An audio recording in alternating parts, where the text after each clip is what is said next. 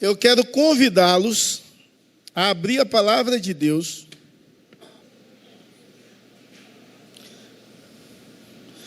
Atos capítulo 2. Atos capítulo 2. Eu vou ler só do verso 1 ao verso 8. Esse texto de Atos. Ao cumprir-se o dia de Pentecostes, estavam todos reunidos no mesmo lugar. De repente, veio do céu um som como de um vento impetuoso e encheu toda a casa onde estavam assentados. E apareceram distribuídas entre eles línguas como de fogo, e pousou uma sobre cada um deles. Todos ficaram cheios do Espírito Santo e passaram a falar em outras línguas, segundo o Espírito lhes concedia que falassem. Ora, estavam habitando em Jerusalém judeus, homens piedosos, vindo de todas as nações debaixo do céu. Quando, pois, se fez ouvir aquela voz, afluiu a multidão, que se possuiu de perplexidade, porquanto cada um os ouvia falar na sua própria língua. Estavam, pois, atônitos e se admiravam, dizendo: Vede, não são porventura galileus todos estes que aí estão falando? E como os ouvimos falar, cada um em nossa própria língua materna? Nós iremos ministrar ao meu e ao seu coração o seguinte tema: Pentecostes, a vinda do Espírito Santo. Você tem o Espírito Santo? Amém, graças a Deus. Quem ficou em dúvida, não tem. Mas, uma boa notícia: você pode pedir a Deus que venha fazer morada em sua vida e em seu coração. Ter o Espírito Santo é algo maravilhoso. Queira você entender de um jeito ou não, se você é ou não é batizado com o Espírito Santo, porque todos que têm o Espírito Santo são batizados com o Espírito Santo. E necessariamente, o sinal de ter o Espírito Santo não é falar novas línguas, não é falar idiomas. Necessariamente não é isso. Infelizmente, muitas pessoas confundem e acham que o único sinal de ter o Espírito Santo é falar outros idiomas,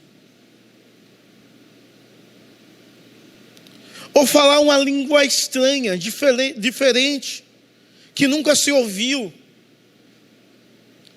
É porque parece que não entra na mente e no coração do povo o que Gálatas ensina a respeito de quem tem o Espírito Santo. Quem tem o Espírito Santo é guiado pelos frutos, o fruto do Espírito com as suas 9 derivações. Mas ter o Espírito Santo necessariamente não é você falar um outro idioma que você nunca aprendeu de forma entendível.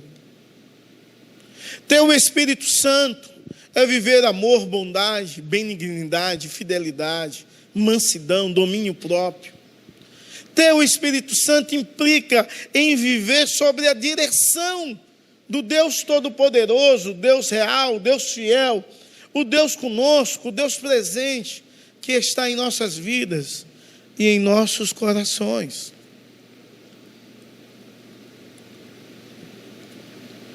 Levítico capítulo 23 vai falar de 3 festas: a Páscoa, a festa das primícias e Pentecostes.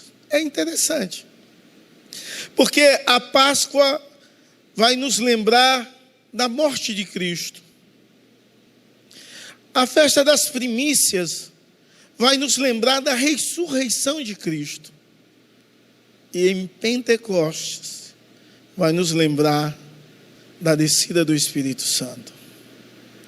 Isso traz em nossa mente, em nosso coração, algo espetacular a respeito de Deus e da sua igreja, que, na verdade, tudo que havia no Antigo Testamento queria refletir algo no Novo Testamento. E esse dia ficou conhecido como a descida do Espírito Santo, que era uma festa de gratidão a Deus, era uma festa onde o povo agradecia a Deus pela colheita que Deus deu. E vinha judeus de todo lugar do mundo, porque depois da diáspora, os judeus se espalharam pelo mundo afora. Mas eles vinham nesse dia agradecer a Deus, a bondade de Deus, e eles vinham para Jerusalém, agradecer o quanto Deus tinha sido bom, o quanto Deus tinha sido fiel, o quanto Deus tinha abençoado eles naquele ano, dando uma colheita especial. Então havia um clima de gratidão e de adoração ao Senhor e Salvador Jesus Cristo. E é nesse dia, a cidade possivelmente cheia, com gente de todas as nações, naquela cidade. Foi nesse dia que Deus escolheu de forma especial, para que o mover do Espírito pudesse ser bem visível por todas as pessoas que ali estavam. Mas é claro que o mover do Espírito Santo não começou aí. Desde Gênesis 1, quando diz o Espírito pairava sobre as águas.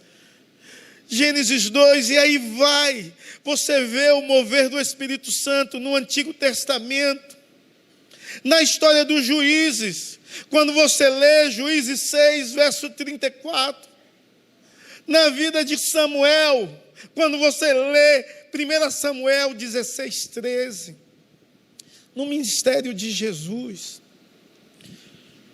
você vê a ação ou a atuação do Espírito Santo na vida de muitas pessoas. Mas o que mudou a partir desse dia? O que mudou depois que ele veio sobre a igreja, não de forma temporária, mas de forma permanente? O que mudou? Qual é a diferença da ação do Espírito Santo no Antigo Testamento, onde vinha sobre Sansão, por exemplo, e dava poder a Sansão para arrancar um portão de uma cidade, depois saía.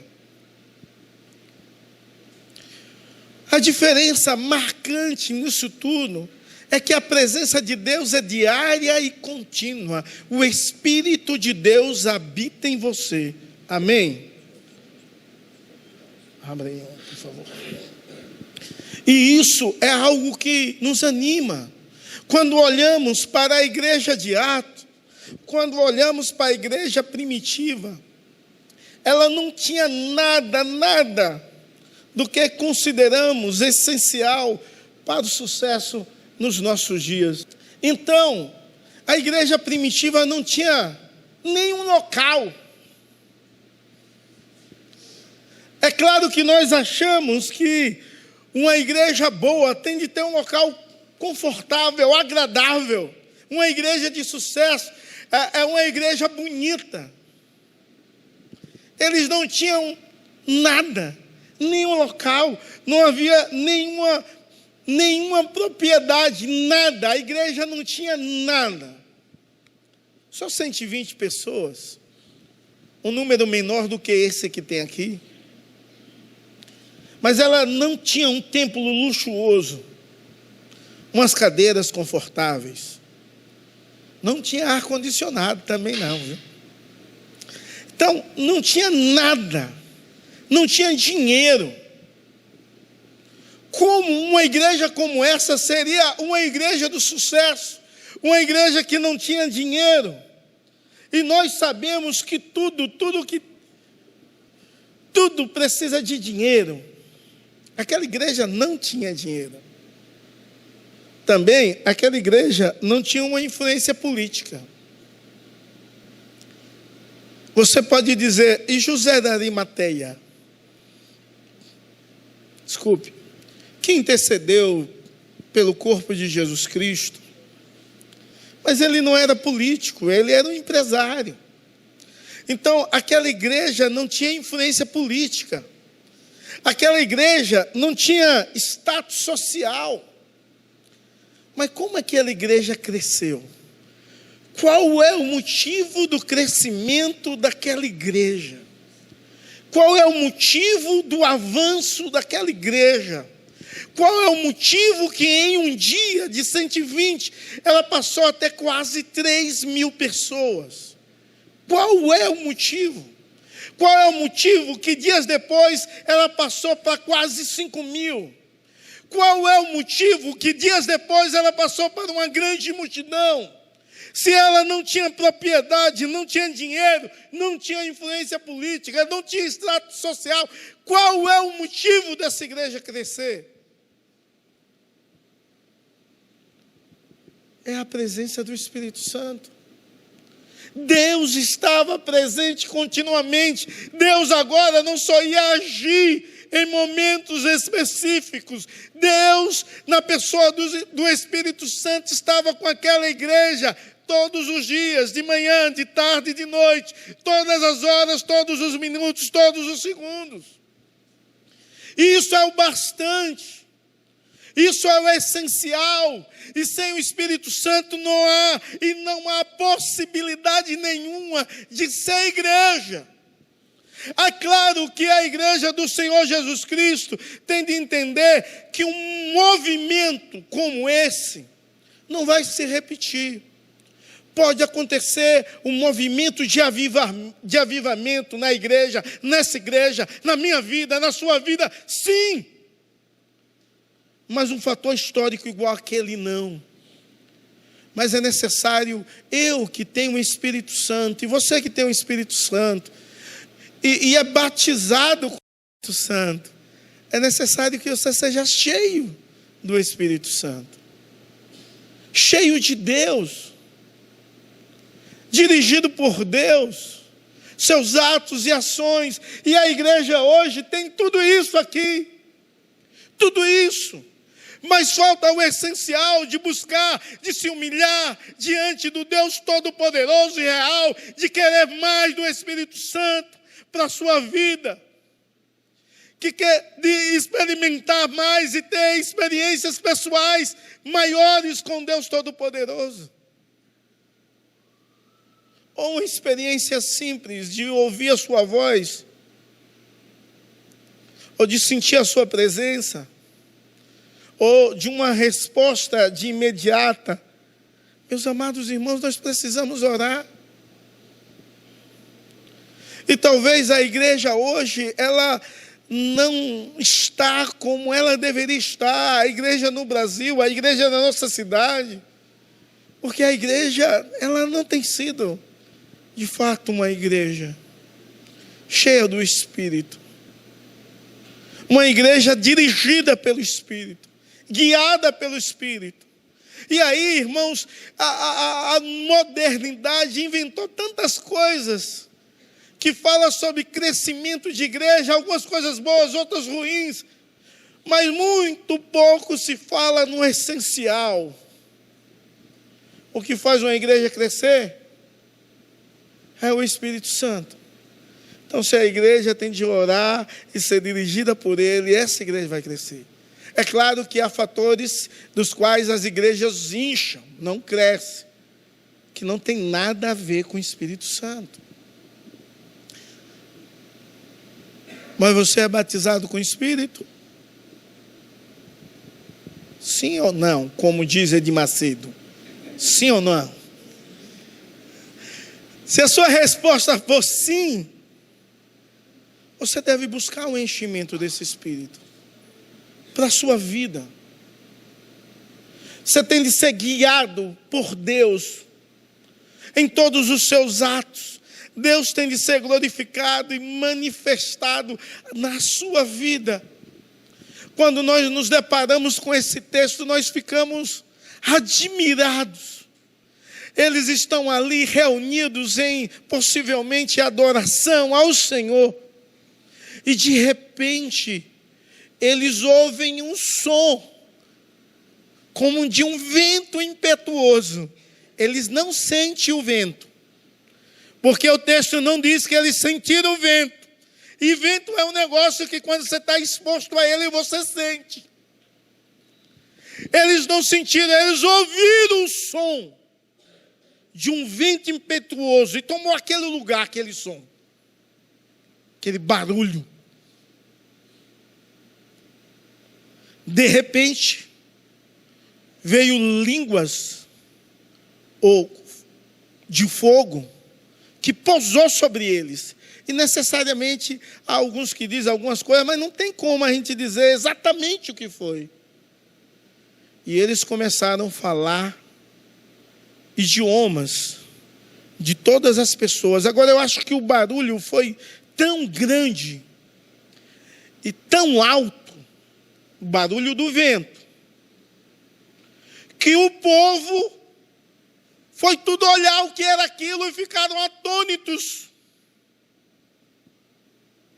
E de repente eles começam a falar os idiomas de todas as pessoas que estão ali, que versos, se você continuar a ler, vai dizer,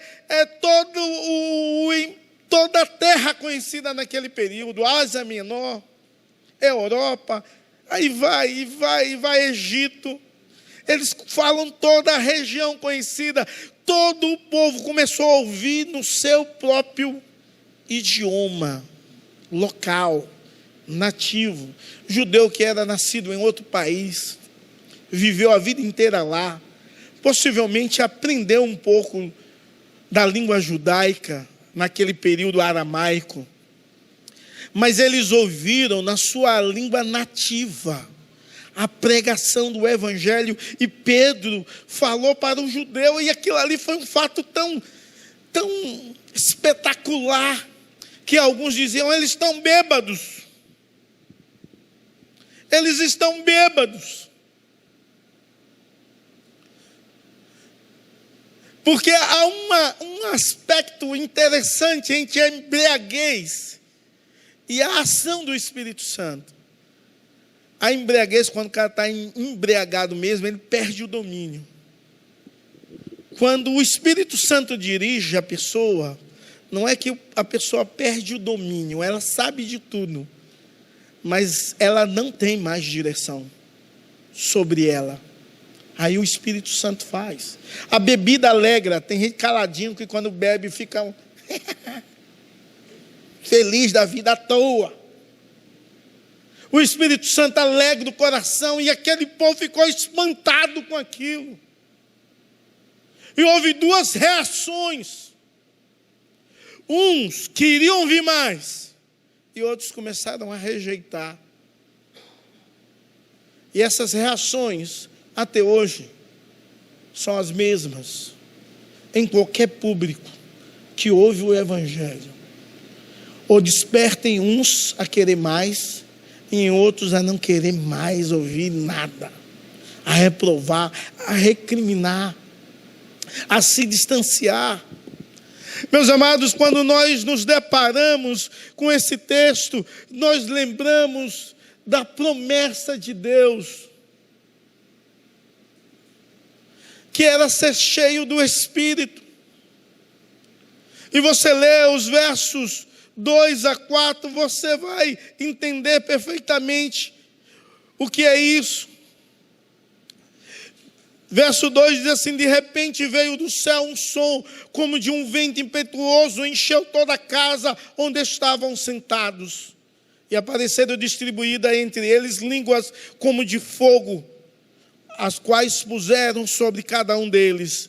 E todos ficaram cheios do Espírito Santo e começaram a falar em outras línguas. O Espírito Santo estava sobre eles naquele momento de forma tal e extraordinária, que eles poderiam sentir a habitação do Espírito Santo, o mover do Espírito Santo em suas vidas. Eles poderiam sentir. É claro que isso faz com que a igreja tenha um propósito. Para que receber o Espírito Santo? para se achar melhor que outro. Não.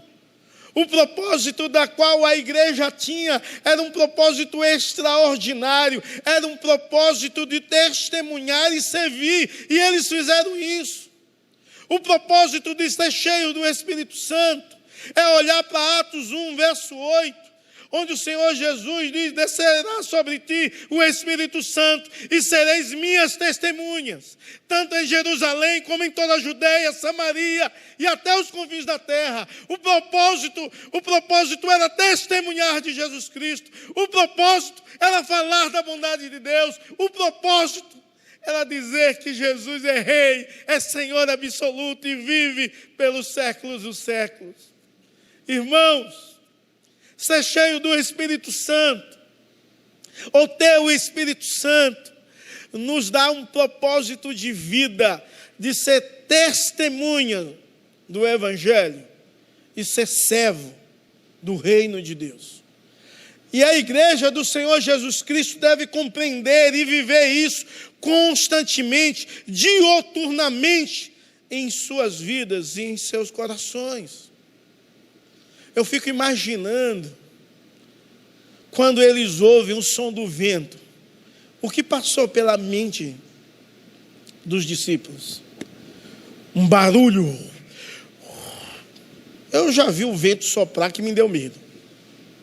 Alguns, já peguei vendavais de quase 100 km de velocidade o vento, andando de fusquinha, indo em uma congregação, e com a missionária que veio da África, e minha esposa, e a missionária diz: meu Deus, vamos morrer. Eu disse: olha, a missionária enfrentou tanta coisa, está com medo daqui. Porque as árvores caíam, os galhos batiam, pum, era um negócio doido. Eu já passei por isso. Uma vez alguém me disse assim: conta uma história assim de missões. Eu nunca contei essa, mas eu disse assim: uma vez eu fui de uma cidade a outra a cavalo, porque não tinha transporte para ir, então montei no cavalo. Era mais magro, né? Coitado do cavalo, né? Montei no cavalo e fui lá. Mas enfrentei um vendaval, aquilo dá medo, irmão. Medo. O vento forte, balançando. Dá um medo bravo. Não sei se você que já fez viagens, andou em alguns lugares, quando o vento bate ao lado do carro, você já joga o carro, a força. Imagine. Agora imagine esses caras em um local, ouvindo um barulho de vento. O que é que eles pensaram? Se você estivesse lá, com toda sinceridade, o que você ia fazer? Correr? Ou ficar desesperado achando que ia morrer? Sabe por quê? Porque frequentemente na palavra de Deus, vento é ligado a juízo. Se você ler o Salmo 11, você vai entender o que eu disse, o que eu estou dizendo agora. Se você ler Ezequiel 13, você vai entender o que eu estou dizendo. Frequentemente é ligado a juízo. Então aquele barulho, aquele vento, eles poderiam pensar assim: vamos morrer agora. O juízo de Deus vem sobre nós. É claro que vento, e o termo grego para vento aqui no texto, o som de vento, é pneuma, que é o mesmo termo usado ao Espírito. É o mesmo termo. E muitas vezes é associado no Antigo Testamento, vento, à presença do Espírito. Louvado seja Deus por isso. Exaltado seja Deus por isso. Mas para complicar o negócio, os caras estão lá, um barulho, eu acho que todo mundo, um olhando para o outro. E depois vem umas... Eu vou supor que seja assim, mas não sei se é desse jeito. Vem um foguinho na cabeça de um e para. Aí vai na cabeça do outro, para. Ei, rapaz. Fogo, na Bíblia é juízo. Não melhora, piora. Piora. Vem um barulho do vento e ainda fogo. O cara vai ser fulminado aqui, hoje. É juízo de Deus. É claro que Moisés tem um encontro e ele vê uma sarça que pegava fogo e não se consumia. E naquele texto, o fogo ali não é juízo, mas é a presença de Deus. E nesse texto também, fogo não é juízo, mas é a presença de Deus naquele lugar. E agora esses homens começam a falar línguas, idiomas, que o termo é dialética. De forma bem clara, eles começam a falar idiomas locais daquelas regiões, daqueles países nos quais todos estavam ali reunidos com um propósito, esperando a promessa. Aqueles homens foram cheios do Espírito Santo para cumprir o propósito de testemunhar e de servir. E a igreja saía pelo mundo afora, testemunhando e servindo o tempo todo. Chegava em outro país, Deus capacitava a igreja. E ele, sem saber aquele idioma, começava a pregar sobre Cristo. Isso é uma ação extraordinária de Deus. Isso é um entendimento do propósito de Deus. Isso é um entendimento do propósito da vida, que é glorificar a Deus. E eles entenderam isso e glorificavam a Deus daquela forma que Deus desejava. Meus amados irmãos, a igreja do Senhor Jesus Cristo deve continuar testemunhando e servindo. Talvez você tenha cometido algumas coisas e acha que o juízo de Deus vem sobre sua vida, e vem. Mas agora Deus não quer o juízo, porque você está aqui para você mudar de vida, tomar uma nova postura, ter uma nova atitude, viver como igreja de Cristo. Entender que o Senhor, Deus Todo-Poderoso, quer te usá-lo como instrumento dEle e para a glória dEle. A igreja do Senhor Jesus Cristo, ela tem de buscar ser cheia do Espírito. É claro que talvez na mente, no coração de algumas pessoas estão dizendo, e em outros momentos, o dom de língua só foi para pregar o Evangelho. E o que é aquilo que o apóstolo Paulo fala? Que se não tiver intérprete, se cale, será edificação a si mesmo. Ali, realmente, não era algo para evangelizar, mas era para edificar a igreja e a sua própria vida. Mas nesse texto, ninguém pode dizer que o sinal de ser cheio do Espírito é falar outros idiomas. Porque raramente se vê isso nos nossos dias. Pessoas que Deus usa para evangelizar muita gente que está na nossa nação. Imagine você encontrando um haitiano. Você já viu o haitiano falar aqui na cidade? Já viu? Dois conversando. É uma rapidez. Negócio, talvez ele embola. Talvez ele ache que nós falamos rápido, mas embola o negócio ali e tal. E você chegar para um haitiano e começar a falar na língua dele. Ou para um coreano.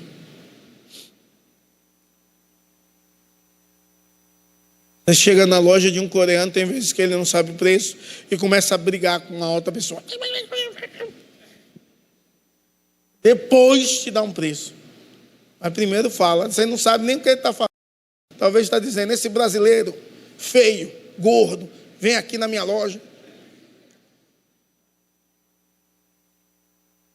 Coisas dessa natureza. Nós não sabemos, mas imagine Deus te usar assim. Que coisa linda. Eu tive um professor de missiologia que ele dizia que as igrejas brasileiras deveriam investir mais em missões mundiais, usando pessoas que estão em São Paulo, que lá tem pessoas basicamente de todo o mundo.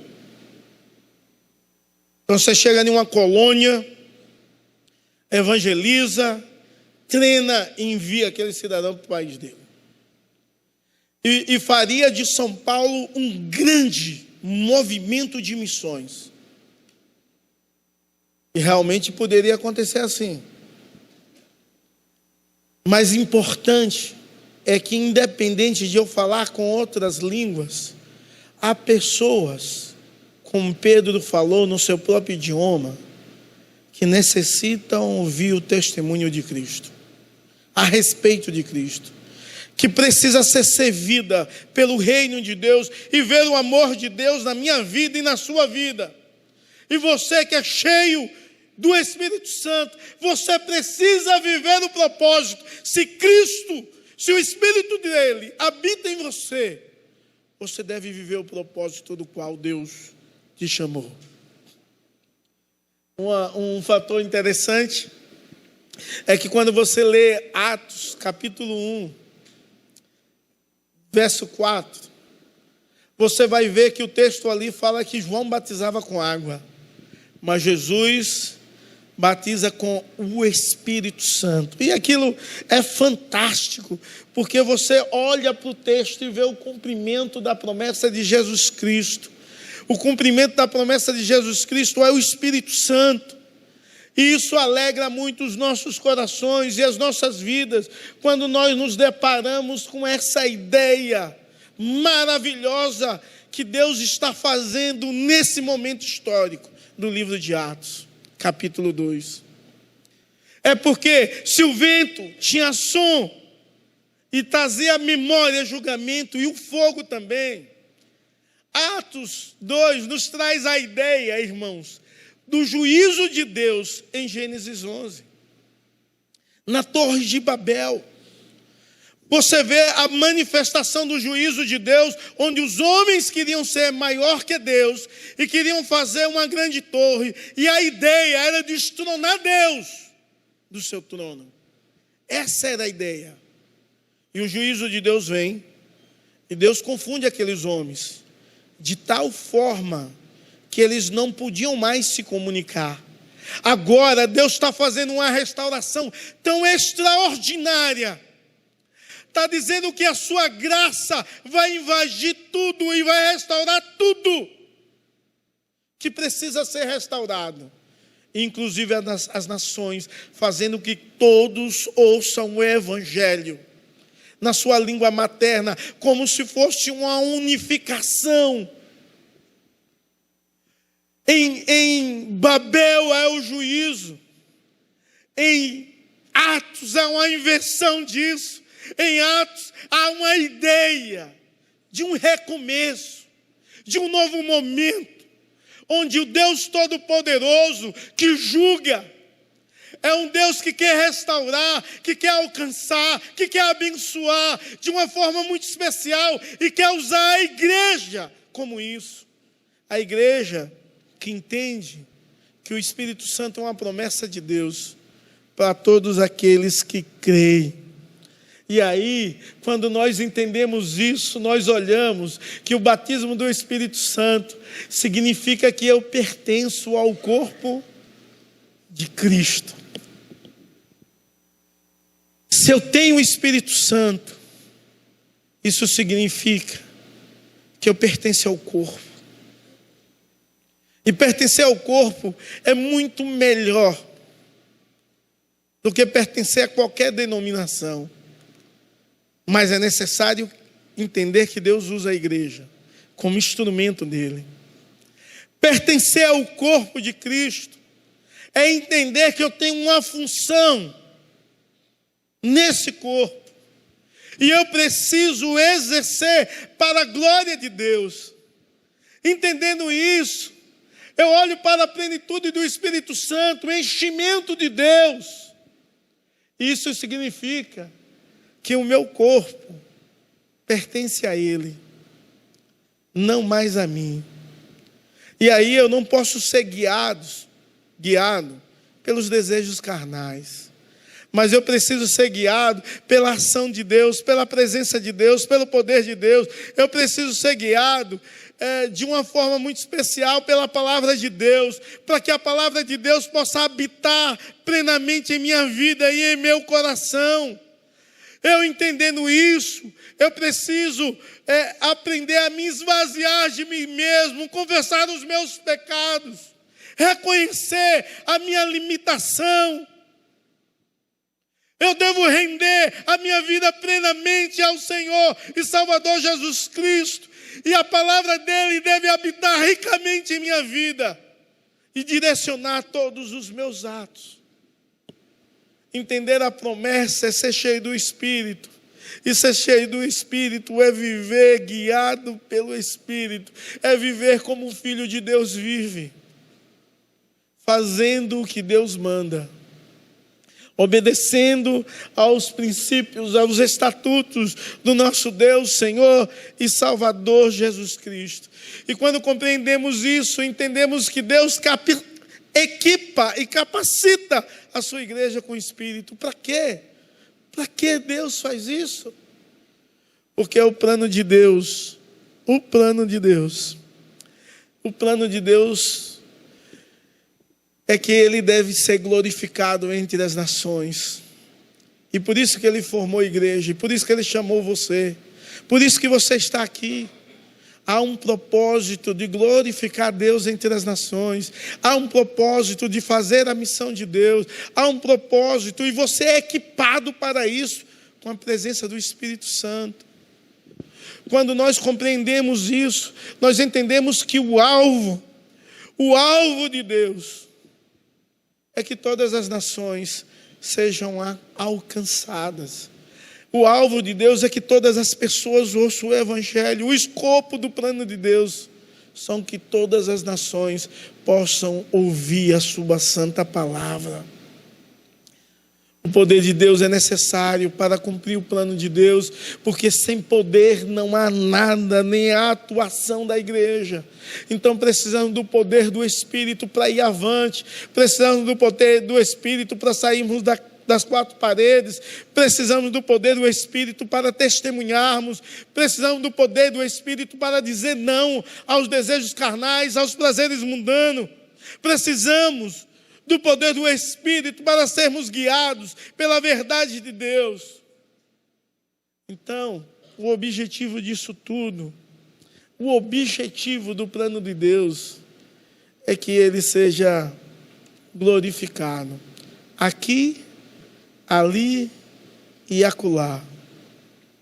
Eu faço parte de um grupo de pastores que tem a ideia, invista na cidade, na nação e no mundo em evangelização. A nossa igreja tem essa característica há muitos anos atrás. Ela investe em missões locais, missões nacionais e missionário transcultural. E você precisa ter essa dinâmica de vida. Você precisa testemunhar aqui. Você precisa ajudar missões lá. Você precisa orar e conversar com o missionário para que o seu coração se encha de amor, de alegria, para que você possa dar uma palavra de esperança ao missionário, para que você ore por ele e diga assim: ó, você não está sozinho, Deus está contigo, e ele sabe disso, mas algumas vezes é necessário ouvir, mas ele ouça também: você pode contar comigo. Isso é maravilhoso, e de fato ele possa contar com sua vida.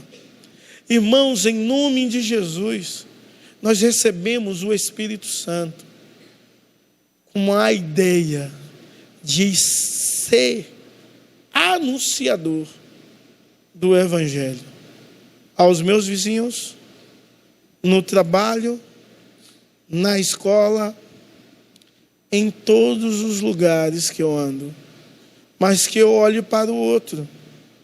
Posso olhar para o Vale do Jequitinhonha e ver o sofrimento lá. Olhar para o Vale do Ribeira e ver o sofrimento lá. Olhar para o sertão nordestino e ver o sofrimento lá. olhar para a África e ver o sofrimento daquela nação, olhar para a Europa e ver o descaso que se faz com Deus naqueles países. Irmãos, e fazer alguma coisa como igreja do Senhor e Salvador Jesus Cristo. Tomar uma atitude, tomar uma posição. Sabe, talvez você como igreja é cheia de si, é ensimesmada, orgulhosa, olha para si mesmo, mas não consegue olhar o outro, não consegue olhar o reino, não consegue servir, não consegue anunciar. Então, para que você serve sendo igreja? Para que ter o Espírito Santo e ficar sem servir e sem anunciar? Cuidado, porque você não serve para nada. Que Deus possa despertar a minha mente, o meu coração, a sua vida e o seu coração, a amarmos mais Deus e a anunciarmos mais a respeito de Cristo e a servirmos mais, para a glória de Deus Pai Todo-Poderoso. Porque Deus quer reconciliar muitas pessoas que aparentemente só estão experimentando o juízo de Deus. Deus quer chamá-los e usá-lo você para isso. Vamos ficar em pé? Vamos orar. Compreendendo a missão de Deus, o livro de Atos é top para isso. É o tema da nossa igreja nesse ano. Mas se você não compreende a missão de Deus para a sua vida, e hoje você ouviu parte, testemunhar e servir, você precisa tomar uma nova atitude hoje. Você precisa tomar uma mudança de vida. Quebrar paradigmas na sua vida. Dizer, eu quero servir. Eu quero testemunhar. E sai daqui hoje, quem você encontrar já vai falar de Jesus, orar pela pessoa. E vai continuar amanhã, e depois. E vai contar aqui o quanto é bom ser instrumento de Deus para abençoar uma vida. É um dos maiores prazeres que a pessoa pode ter no mundo. E você está perdendo isso. Há um livro que diz assim, evangelismo, algo que você não vai fazer no céu. Então evangelismo é algo para você fazer hoje, aqui na terra. No céu não, só vai ter crente lá. Para que evangelizar? Então faça evangelismo, testemunho de Jesus. Senhor, nós te louvamos e te agradecemos pela tua bondade, teu amor, direção e cuidado. Abençoa o teu povo, a tua igreja, com toda sorte de bênçãos espirituais. Vem ser com cada um que aqui está, Deus. Trabalha na mente, no coração. Ajuda-nos, desperta-nos, ó Deus.